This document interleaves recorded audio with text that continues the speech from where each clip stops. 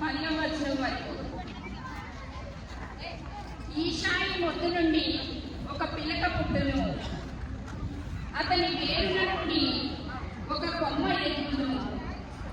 దేవుని ఆత్మ అతనిపై నిలుచును, అది విజ్ఞానమును వివేకమును వసగు ఆత్మ, దూరదృష్టిని బలమును ప్రసాదించు ఆత్మ, దైవ జ్ఞానమును దైవభీతిని దయచేయు ఆత్మ, ప్రభుని భయము అతనికి ప్రీతిని కలిగించును.